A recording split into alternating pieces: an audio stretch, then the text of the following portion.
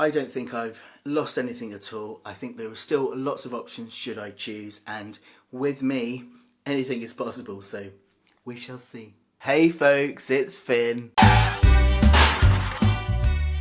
Welcome back folks, lovely to see you. So today's video is a gender transition topic, and today's video follows on from a vlog I did a few weeks back where I talked about my hysterectomy. And in today's video I want to talk about transgender people and fertility, and about my own thought processes during transition of having children, and talk a little bit about whether I regret that decision. But before we get stuck in, for anyone who is new around here, a very big welcome to our fabulous Finn fam. My name is Finn, obviously, and I make content largely on gender transition, mental health and LGBT lifestyle. If that's something you'd like and you like this video, then please do consider subscribing to the channel because it helps more than you realise. And you get to be part of our fabulous community. Right, so let's talk about having babies. Yikes. Contrary to what you might often hear in the media, going on testosterone and going through transition does not automatically make you infertile. For many people, going on testosterone lowers the risk of pregnancy, but it doesn't eliminate it completely. And there are many studies that show that egg production stays viable throughout transition, and that for people who stop transition or stop taking hormones, their reproductive system still works fine. So it does not mean if you go on testosterone that you'll not be fertile at all. And this is why it's really important that if you retain your ovaries as a trans person, if you're having sex, you need to be having birth control, because it is entirely possible to get pregnant on testosterone. And that would be a bit of a shock. However, this isn't the case for everybody, and so regardless of whether it is still possible to get pregnant or not, if you want to be able to have your own biological children via IVF or by carrying a child yourself, then it's really important before you make any decisions about testosterone and surgeries that you explore all those options going forward. And don't let anybody tell you that just because you're trans means that looking at your fertility options isn't valid or doesn't make you trans enough. Many people want to have children, and being a trans person does not take away that desire.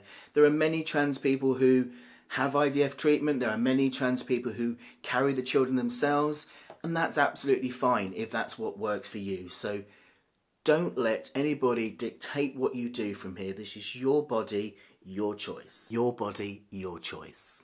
So to tell you a little bit about my personal story with fertility, I was 37 when I came out as trans, and although not old by any means, the process at the time for going through egg storing was so long, and I couldn't bear the thought of having to go through all of that and put off my transition any longer. There was also the question of my health, because I'd had a lifetime of very poor mental health. I'd taken lots of drugs, lots of alcohol, I'd abused my body a lot, and I didn't know if I would be healthy enough to do it anyway, so I was worried about taking 2 or 3 years out of my transition, which might have been for nothing really. So I made the decision early on, because I hadn't really wanted children anyway, that was it. I was just going to start testosterone, children were off the table. But then a really strange thing happened for me after I had top surgery. Now, I had never really wanted children of my own anyway. The thought of not being able to have them was enough for me to consider egg storing, but really I wasn't at all that way inclined for children. And then after top surgery, I suddenly started getting broody and really wanting a baby, which was a bit of a head scratcher. But I began to make sense of this, because after my top surgery, for the first time, my body was actually accurately representing the man I am. And I moved into this space of not just feeling like a man, but knowing right in my bones that I was a man. And up until that point, any idea of children had been attached to femininity. And so I think I'd squashed down any feelings about children, because for me, I associated that with being female. And now for the first time, feeling completely embodied in my masculinity and knowing myself 100% to be a man, my feelings of children moved to a paternal one. It was no longer maternal, it was paternal. I wanted to be a dad. And that was the first time I'd ever felt like that. It was a real desperate need to be a father. I just longed for the opportunity to be a dad. So I did then once again revisit lots of different options for having biological children of my own, and I started to look and do a little bit more research as to whether that was something I could do. The options for fertility have come a long way since I started my transition. I'm not hugely knowledgeable about these things, so I'm not going to go into it in too much detail here, but just to say that there are some people in our FinFam community who are far more knowledgeable than I am.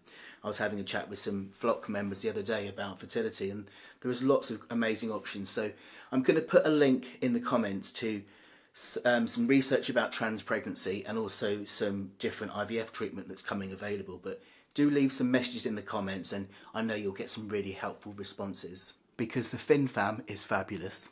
But even after doing a little bit of research myself after top surgery, the same problem persisted with me that I couldn't bear really to pause my transition. I felt like I was just too old to be doing all that, so I just did my best to let go of that feeling and allow myself to grieve a bit now for the fact that I wouldn't be a father. And then came lower surgery. Now, as many of you know, initially I wasn't going to have lower surgery, and then all of a sudden I changed my mind about that, and as part of my lower surgery was the decision about whether or not to have a hysterectomy. And so I found myself deciding to have lower surgery, and then once again having to deal with my thoughts about parenthood. And I speak about this a lot, and it's such a key part of transition, is grieving. There is so much to grieve for, especially I think when you're an older trans person. I've had to grieve for the loss of my boyhood I never had, the loss of a scar-free body from all the surgeries I've had, and I found myself having to now grieve the loss of never being able to be a biological dad. And this grieving has ebbed and flowed throughout all of my transition really, and recently I've had a resubmergence, or readmergence even, of my feelings about children, and I think that's been in light to losing mum. As you know, I've got a very small family. I don't have the very close family. My brother lives away. We've got extended family in Australia. Apart from that, we don't really have much family. So when mum went, I really was missing a family. And once again, I find myself really missing the fact that I'll never be a dad. I'll never have the option to actually have a biological child of my own. And of course I'm gay now, which makes that even more complicated. But even with the grief of knowing that I'm never going to be a biological father, I know that I made the right decision for myself. Storing eggs was never a viable option for me. Carrying my own child was never a viable option for me. And so the sadness at not being able to have a child of my own biologically is a little bit easier to manage because I took that extra time to be sure. And that's why I always say take your time. Don't rush these things, because if we really take the time and we're really certain of our decisions, then we can deal with what comes up from it. Make sense? And anyway, this doesn't have to be the end of the line for me when it comes to having children. This is something that me and Chris have talked about, and he can relate a lot as a gay man, because it isn't just trans people that have these questions about what they're going to do about wanting a family. This is something that Chris can relate to strongly in being a gay man himself, and his thoughts for what he might do when it came to starting his own family. Chris and I could still decide to start a family. Biology does not make a parent, love does. There are so many ways that we could bring a child into our lives and create ourselves a family. Everything from surrogacy to fostering to adoption, and we haven't ruled that out. But we might start with a cat first. There are many options for us to start a family should we decide it. And I have really learned over the years that Family is family, whether it's biological or whether it's borrowed. Like with children, what makes a family isn't blood, it's love. And the family I've grown over the years, I am so grateful for. And you're included in that. And I am certainly very, very, very blessed for the borrowed family I have. So to sum up, yes, over time I've had to learn to come to terms with the fact that I'm not going to have children or a family in the conventional way. I honestly do not have any regrets for any of the decisions, for going on testosterone, for having a hysterectomy, and for not choosing to store my eggs.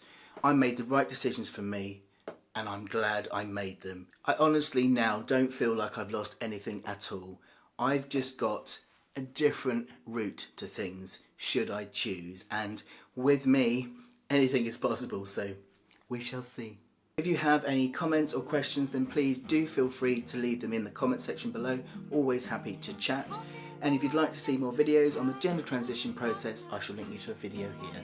Thanks for watching, folks. Take care of yourselves. Keep on keeping on. See you next week.